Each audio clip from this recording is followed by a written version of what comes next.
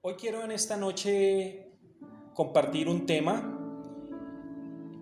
que Dios ha colocado en mi corazón, y es el por qué Dios permite el dolor. En algún momento todos nos hemos preguntado por qué Dios permite el dolor. A veces no lo podemos entender. No podemos entender Dios por qué permite determinadas situaciones en nuestra vida, pero tengamos la completa seguridad, hermanos, que en medio del dolor, en medio de la prueba, en medio de la adversidad, Dios tiene un propósito. Y vamos a ver varios propósitos que tiene Dios en medio del dolor, en medio de la adversidad. Dios siempre tiene un propósito, como escuchábamos la canción ahora. Él tiene un propósito, Él siempre tiene un plan, decía la canción. Siempre tiene un plan. Dios no improvisa, hermano. Dios no es un Dios que improvisa ni es un Dios de casualidades, no. Dios siempre tiene un plan. Y tú y yo somos un plan de Dios. Y hacemos parte de ese plan perfecto que Dios tiene para esta humanidad, que lastimosamente muchos rechazan. Muchos rechazan el plan perfecto de Dios, pero gloria a Dios que nosotros hemos recibido ese plan que Él tiene de salvación para nuestras vidas. Amén. Y quiero comenzar este tema yendo a la segunda carta del apóstol Pablo a los Corintios.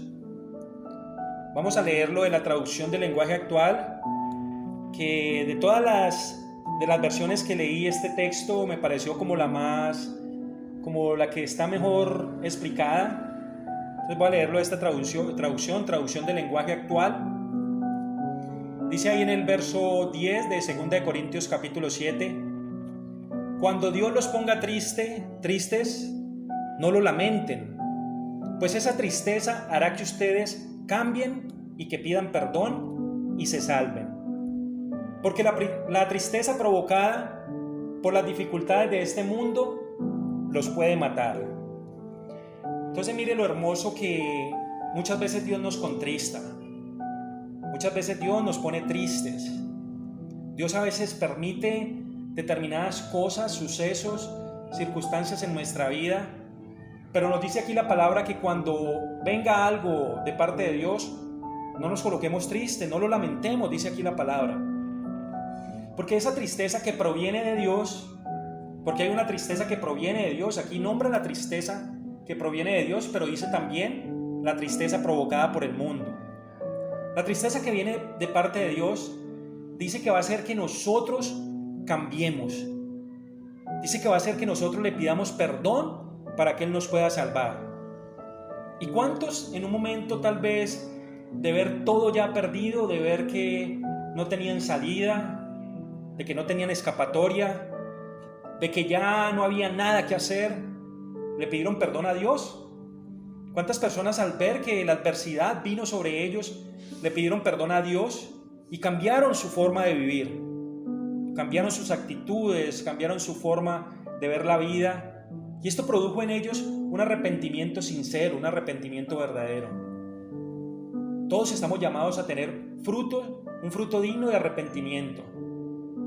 Juan el Bautista dijo: hagan frutos dignos de un verdadero arrepentimiento. Entonces muchas veces Dios va a permitir el dolor para que nosotros nos corrijamos, nos arrepintamos, para que le pidamos perdón y para que por medio de ese arrepentimiento y ese perdón de Dios podamos salvarnos. Entonces tenemos que preguntarnos, amados hermanos, si lo que de pronto estamos viviendo, experimentando en este tiempo, es un llamado de parte del Señor para que empecemos a caminar en obediencia. Si esto que de pronto Dios ha permitido en cada vida es un llamado del Señor para que por medio de ese dolor nosotros seamos salvos. Porque lo que quiere Dios es que nuestra alma no se pierda. Este cuerpo, hermanos, por bonito que sea, es temporal. Dice que van a la gracia y la hermosura. Van a la gracia y engañosa la hermosura. Todo esto que tenemos aquí, física, superficialmente, hermano, es algo perecedero. Muchas personas se enamoran de las cosas de este mundo, de su cuerpo, de su belleza, de los bienes de este mundo, pero no colocan la mirada en lo eterno, hermano. Por eso la palabra nos dice que si hemos resucitado con Cristo, ¿qué es lo que estamos haciendo todos los que estamos aquí en este grupo? Si en verdad habéis resucitado con Cristo, que coloquemos la mirada en las cosas de arriba donde está Cristo. Porque muchas veces colocamos los ojos en lo terrenal, en lo pasajero, en lo efímero, en lo perecedero de este mundo. Por medio de lo que tú experimentes, amado hermano, Dios te está llamando, Dios está tocando a tu puerta para que podamos de un corazón sincero y verdadero arrepentirnos y alcanzar esa salvación que Dios quiere para ti y para mí. Porque dice la palabra que Él no quiere que ninguno de nosotros se pierda. Dios no quiere que ninguno se pierda, hermano. Dios no quiere que la persona que está sumida en el alcohol, en la droga, se pierda. Dios no quiere que la persona que está en el sicariato, en el secuestro, en la extorsión se pierda. Dios no quiere que la persona que está en la inmundicia sexual se pierda. Llámese como se llame esa inmundicia que tenga en el área sexual. Dios no quiere que ninguno se pierda, hermano. Él dice que Él quiere que todos procedamos a un verdadero arrepentimiento. Muchas veces las personas creen que Dios es injusto. Muchas veces las personas manifiestan que lo que están viviendo no lo merecían. Muchas personas dicen, pero ¿por qué a mí si yo no le hago daño a nadie? Si yo soy bueno, yo soy buena persona. Hermano, es porque Dios, por eso mismo, por el amor que te tiene Dios, es que nos llama la atención. Dice que ¿cuál es ese padre que no disciplina a sus hijos? Y que ninguna disciplina parece ser causa de gozo, pero que Dios al que ama disciplina, hermano. Entonces muchas veces ese dolor que viene a nuestra vida es la disciplina de Dios para que nosotros no sigamos caminando por caminos que no convienen, para que no sigamos caminando por caminos que aunque nos parezcan buenos a nosotros, son caminos de muerte. La palabra nos dice, hay caminos que al hombre le parecen buenos, pero su fin es camino de muerte. Pero Dios ha colocado un camino para que nosotros vivamos. He aquí yo he puesto la vida para que vivas y el camino de la muerte para que te pierdas. ¿Cuál escogemos, hermano? ¿El camino de la vida para vivir eternamente o el camino de la perdición? Jesucristo también dijo, entren por la puerta estrecha. Entren por la puerta estrecha, que esa puerta los va a llevar a la salvación. No entren por la puerta ancha que los va a llevar a la perdición. Entonces todo lo que nos permite Dios vivir, hermano, experimentar, aunque no lo podamos de pronto entender, aunque humanamente no podamos aceptarlo tal vez unas veces, quiero decirte en esta noche que cuando esa tristeza proviene de Dios, hermano, es porque Dios nos ama. Es porque Dios quiere que nos postremos, nos humillemos a Él. Es porque Dios quiere que lo glorifiquemos, que lo exaltemos, que le demos la gloria y la honra. Es porque Dios quiere que le digamos, Dios, sé que he estado extraviado por caminos que no convienen. Señor, he estado apartado de ti. Señor, he estado haciendo mi propia voluntad y no te he tenido en cuenta para nada, Señor, pero aquí estoy arrepentido. Perdóname, Dios.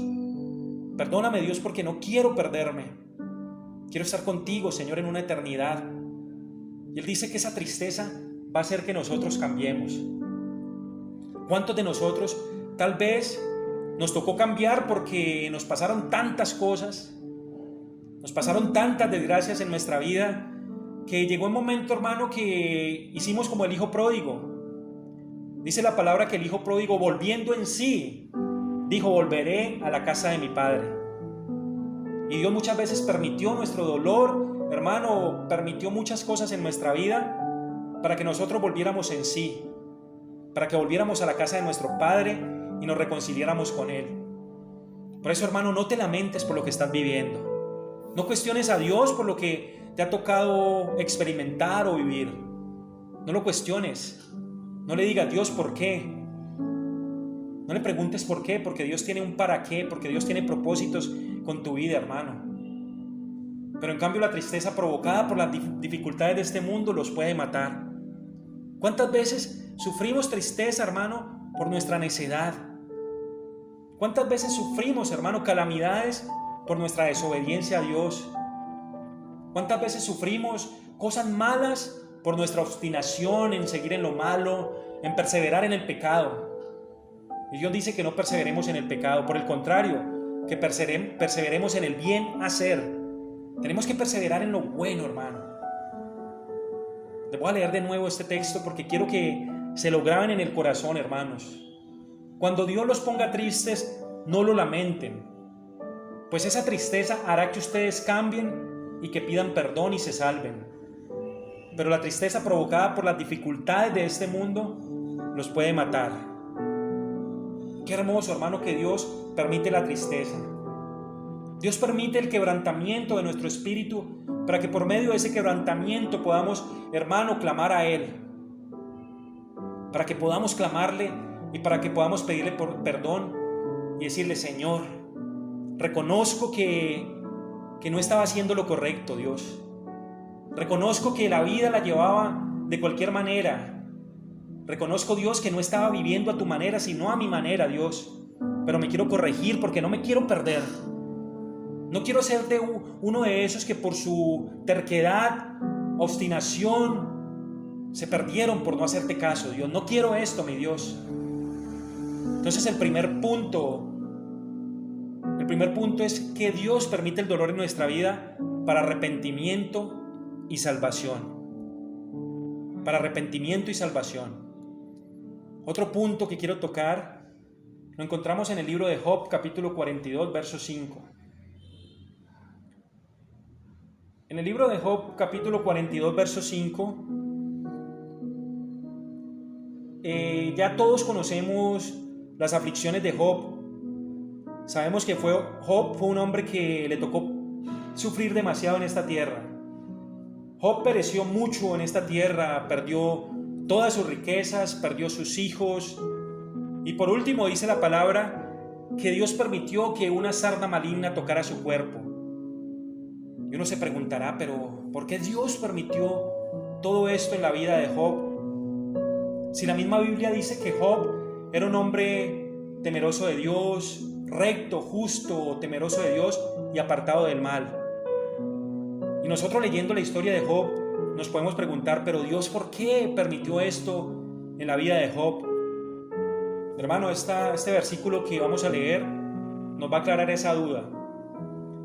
Dice ahí en el verso 5 de Job 42, de oídas te había oído, mas ahora mis ojos te ven. Este punto lo he titulado para que lo conozcamos en verdad. Job hasta ese momento solo había escuchado hablar de Dios. Aún así, no obstante a que Job no conocía a Dios, Job era un hombre temeroso de Dios. Yo me admiro de Job porque aún Job, sin conocer a Dios, le temía. Le temía a Dios. Dice la palabra que él era un hombre temeroso de Dios y apartado del mal. Pero Dios no quiere, hermano, solamente que le temamos. Dios quiere que le conozcamos. Dios quiere que le conozcamos porque por medio de ese conocimiento, dice la palabra que conoceremos la verdad y esa verdad nos va a hacer libres. Job no conocía a Dios. Increíblemente Dios no se había manifestado todavía a la vida de Job. Y Dios permitió todas las aflicciones que Job tuvo que experimentar para que Job pudiera tener un encuentro con el Señor, para que lo pudiera conocer, para que pudiera tener una comunión, una intimidad con Él. Por eso Job, cuando le sobrevino todo esto, hermano, y Dios vino y restauró, dice la palabra que le devolvió al doble lo que él tenía. Hermano, Job entendió que solamente había escuchado hablar de Dios, pero no lo conocía en verdad. Que solamente había escuchado hablar de Dios, pero no había tenido con Él una comunión, una intimidad todavía. Y pasa mucho en las personas. Hay personas que tú los ves que son temerosas de Dios. Quizá aún sin conocer la palabra, aún sin ser cristianos, tú los ves que se comportan bien, que actúan bien, que hacen lo recto, que son temerosos de Dios, pero no lo conocen. Y Dios quiere que lo conozcamos, hermano, porque cuando conocemos a Dios, empezamos a entender ese plan perfecto de salvación para nosotros. Cuando conocemos a Dios, conocemos, hermano, su voluntad. Por eso la palabra dice, para que podáis conocer la voluntad de Dios. ¿Y cómo puedo yo conocer la voluntad de Dios para mi vida si no conozco el propósito y el plan que Él tiene para mí? ¿Cómo puedo conocer lo que Dios quiere para mí, para mi casa, para mis generaciones, si no le conozco a Él? Si solamente he escuchado hablar de Dios. Hay miles y millones de personas que han escuchado hablar de Dios, hermano, como le sucedía a Job, pero no lo conocen en verdad, hermano. No lo conocen en verdad. Y Dios quiere que lo conozcamos en verdad. Porque dice que Él está buscando adoradores que lo adoren en espíritu y en verdad. Y para nosotros adorar a Dios en espíritu y en verdad, tenemos que conocerlo, hermanos. Si no lo conocemos, ¿cómo podemos adorar a Dios si no lo conocemos? Por eso Jesús, en la conversación con la mujer samaritana, le dijo: ustedes adoran lo que no conocen. Ellos iban a un monte alto, hermano, y adoraban ídolos, hermano, estatuas hechas por mano de hombres. Pero Jesucristo le dijo: mas nosotros sabemos a quién adoramos. Si tú estás aquí, hermano, y adoras al Señor, lo amas, le temes, tenemos que conocerlo a fondo, hermano. Tenemos que conocer más de ese Dios maravilloso. Tenemos que conocer más de ese Dios omnisciente, omnipotente, omnipresente. Ese Dios, hermano, que muchas veces ha permitido el dolor en tu vida y en la mía para que lo podamos conocer y para que nos acerquemos a Él. Ese Dios que, aunque te parezca tan incomprensible o a veces te parezca tan injusto, es un Dios que lo único que tiene para tu vida son cosas buenas. Job tuvo que padecer, hermano, lo que tú y yo no hemos padecido, y te aseguro que no vamos a padecer, hermano. No vamos a padecer todo lo que Job padeció, pero Dios lo permitió para que Job pudiera tener un encuentro con Él, hermano. Otro punto que yo rescato del por qué Dios permitió todas estas calamidades en la vida de Job es para dejarnos un testimonio de un hombre que aún en medio de su adversidad, de su desgracia, de sus calamidades, nunca renegó contra Dios. El libro de Job, hermano, me enseña que aún en medio de todo lo que se levante contra nuestra vida, no podemos renegar contra Dios. Incluso la esposa de Job le dijo a Job, le dijo: maldice a tu Dios y muérete. Y Job le dijo: como una mujer impía has hablado, le dijo. Porque Job no se atrevió a pronunciar palabra contra Dios. Sí se lamentó mucho de su condición y renegó contra él mismo muchas veces. Sí renegó contra él mismo y aún dijo: maldigo el día que nací, pero no renegó contra Dios. Jamás de su boca, hermano, Job dejó salir una palabra en contra de Dios. ¿Y cuántas veces las personas, por el más mínimo traspié que de pronto tengan, por el más mínimo dolor, por el más mínimo quebranto que de pronto les pueda llegar, maldicen, hermano, en contra del nombre del Señor, reniegan en contra del nombre del Señor? Dios nos dejó, hermano, este testimonio de Job para que pudiéramos aprender que aún en medio de la adversidad, en medio de la prueba, en medio de la lucha, tenemos que seguir adorando a Dios, hermano.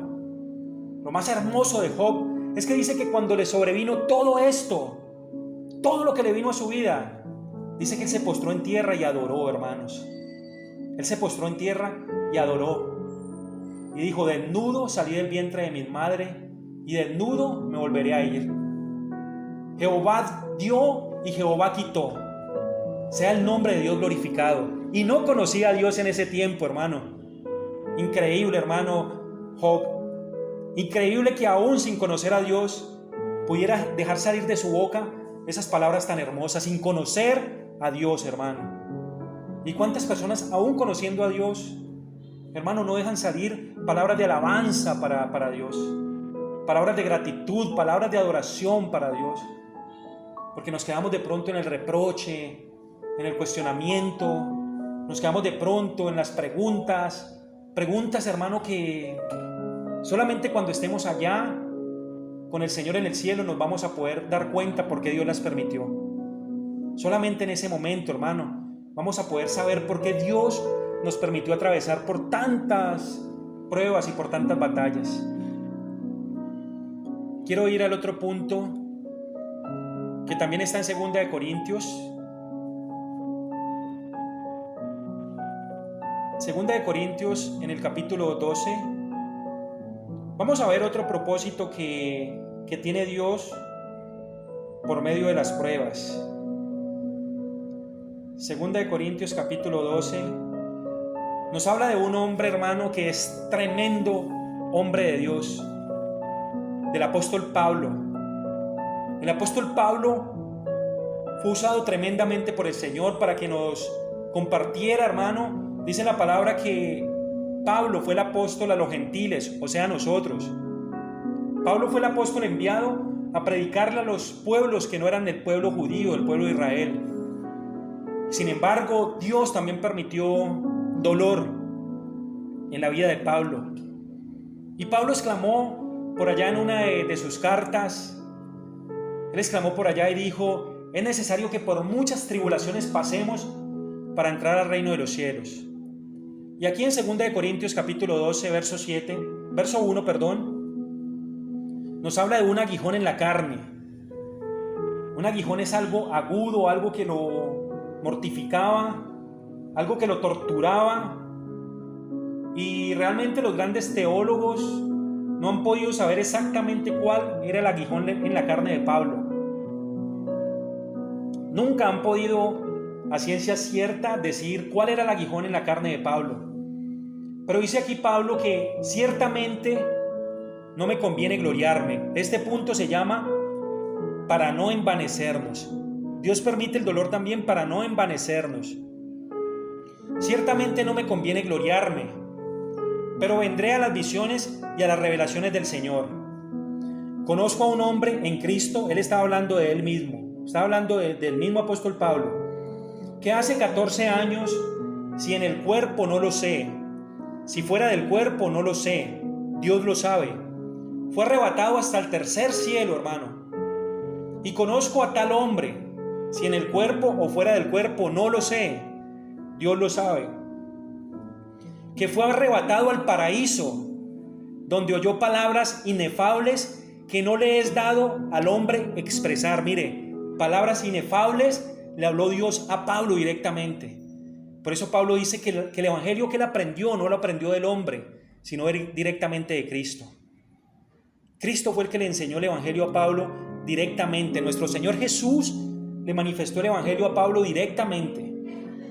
Dice ahí: de tal hombre me gloriaré, o sea, del que subió al tercer cielo. Pero de mí mismo en nada me voy a gloriar, sino en mis debilidades. Sin embargo, si quisiera gloriarme no sería insensato, porque diría la verdad. Pero lo dejo para que nadie piense de mí más de lo que en mí ve u oye de mí.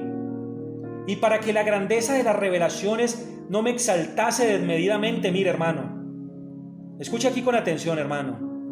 Y para que la grandeza de las revelaciones no me exaltase desmedidamente, me fue dado un aguijón en mi carne. ¿Por qué Dios permitió el dolor en el apóstol Pablo? Para que él no se envaneciera, hermano. Para que la grandeza de esas revelaciones no lo hiciera exaltarse, jactarse, ni envanecerse. Dice: me fue dado un aguijón en mi carne, un mensajero de Satanás que me abofeté para que no me enaltezca sobremanera. Aleluya, gloria a Dios. Alabado sea tu nombre, Dios. Qué tremendo, hermano. Dios permitió el dolor en el apóstol Pablo. Un hombre que subió al tercer cielo, hermano, que escribió casi todo el Nuevo Testamento. Un hombre que fue usado poderosamente por Dios para predicar su evangelio, hermano. Dios le permitió que tuviera un aguijón en la carne. Un mensajero de Satanás que lo abofeteaba, decía él. El dolor que experimentó el apóstol Pablo en el contexto de este pasaje fue un dolor en su cuerpo, hermano. Pero también el apóstol Pablo le tocó vivir un dolor muy fuerte, hermano, en su alma. El dolor de que él hacía lo bueno y por eso lo condenaban, lo juzgaban, lo metían a la cárcel, le daban latigazos.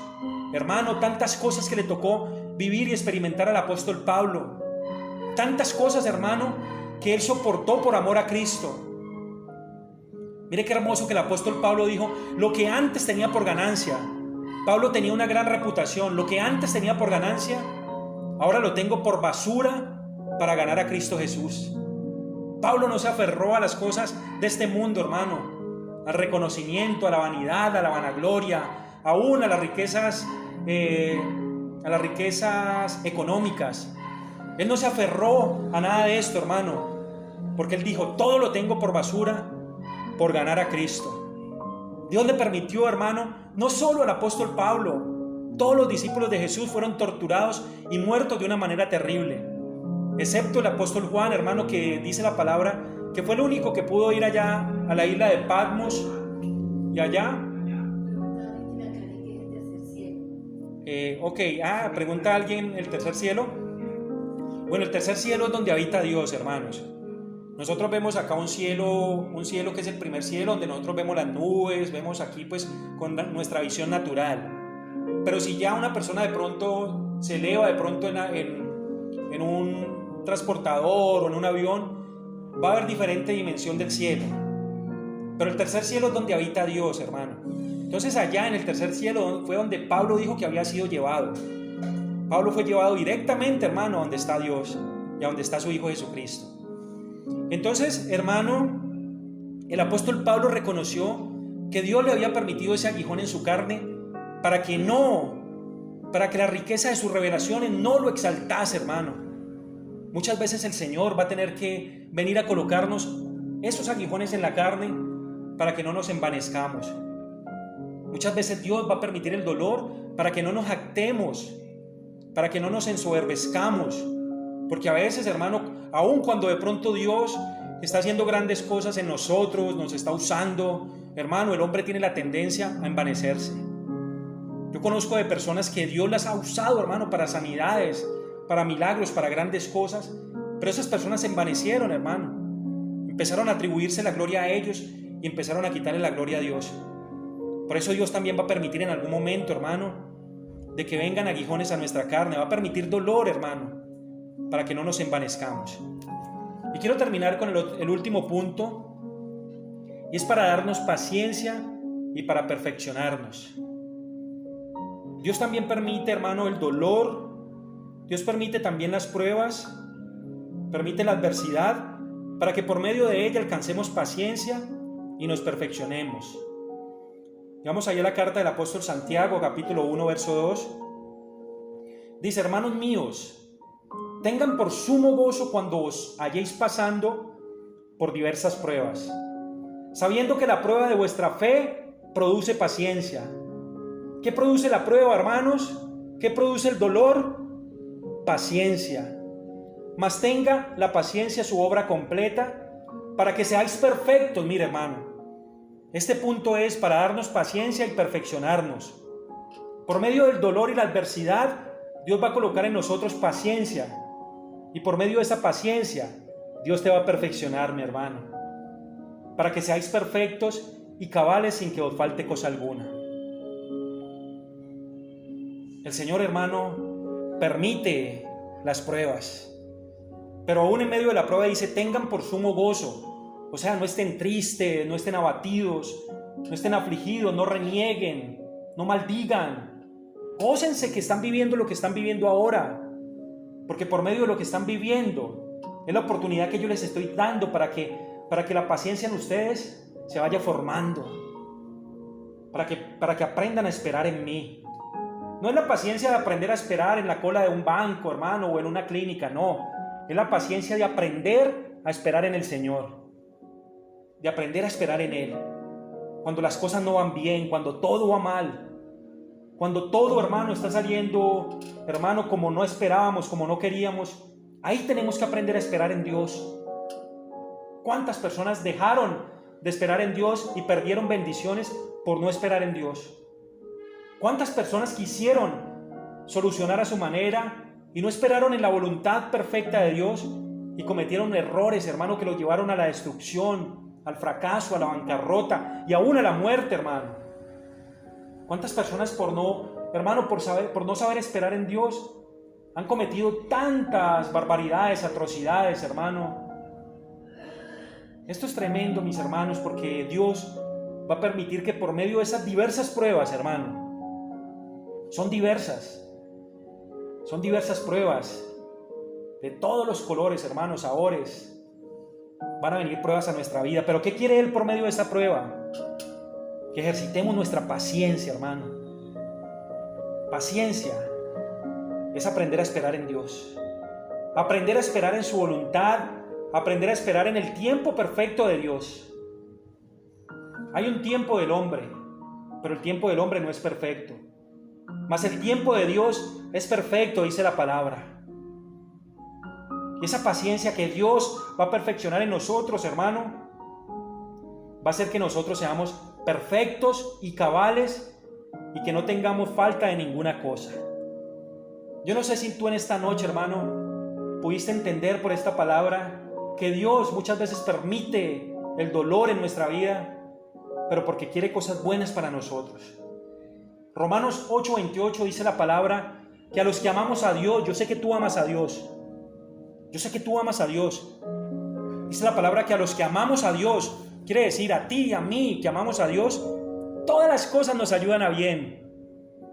Y esto es para los que conforme a su propósito han sido llamados, dice la palabra. Tú has sido llamado con un propósito de parte de Dios, hermano. Tú has sido llamado con un propósito grande de parte de Dios. Por eso Dios te está formando. Por eso Dios está permitiendo tantas cosas. Por eso Dios quiere, hermano, que nos arrepintamos de nuestros malos caminos. Por eso Dios quiere que le conozcamos íntimamente. Por eso Dios quiere que no nos envanezcamos, no nos jactemos. Por eso Dios quiere que seamos pacientes y esperemos en Él. Espera en el Señor y Él hará, dice la palabra. Pacientemente esperé en el Señor y Él me oyó, dice el salmista, y me libró de todas mis angustias. Si esperas pacientemente en el Señor, hermano, en este momento de prueba que estás viviendo, Él te va a librar de todas tus angustias. Y hermano, lo hermoso del apóstol Pablo es que al terminar, hermano, esta buena batalla que él llamó la buena batalla de la fe, él dice que echó mano de la vida eterna. Y dice, por demás tengo ganada la corona de gloria que Dios le ha prometido a los que lo aman. ¡Aleluya! Dios tiene prometido una corona de gloria, hermano, para los que le aman. Dios tiene prometido una corona de gloria para aquellos que han sabido esperar en Él, que han sabido soportar la adversidad, así no la entiendan, hermano, que han sabido soportar el dolor, así no lo comprendan. Dios tiene una corona de gloria para ti, hermano, que has sufrido con paciencia por amor del nombre del Señor. Los apóstoles, hermano, sufrieron por amor al Señor. Y es necesario que tú y que yo suframos por amor al Señor. Es necesario que suframos por amor al Señor. Tampoco Dios nos quiere ver sufriendo siempre, no. No, porque sería un Dios injusto. Pero Dios sí va a permitir que experimentemos dolor, hermano. Y por medio de ese dolor vamos a alcanzar, hermano, esa corona de gloria que Dios nos ha prometido. Padre, te damos gracias en esta noche, Dios, por esta palabra. Te damos gracias, Dios, porque por medio de este mensaje queremos entender mejor, Señor, el porqué del dolor, el porqué de la prueba, el porqué aún de la enfermedad, el porqué aún de la escasez en algunos momentos. Señor, gracias porque por medio de tu palabra nos convences del plan maravilloso y perfecto que tú tienes para nosotros, Señor. Enséñanos, Señor, a esperar en ti, enséñanos a entender tu voluntad. Enséñanos como a Job a no cuestionarte, aunque hayamos perdido todo. Aunque hayamos perdido todo, hermano, Dios está contigo, Dios está conmigo. Su palabra dice, aunque tu padre y tu madre te dejaren, con todo eso el Señor te recogerá. El Señor no te ha dejado solo, el Señor está contigo, mi hermano. Por eso en esta noche le damos la gloria, la alabanza, exaltamos y bendecimos su santo nombre. Amén, amén y amén.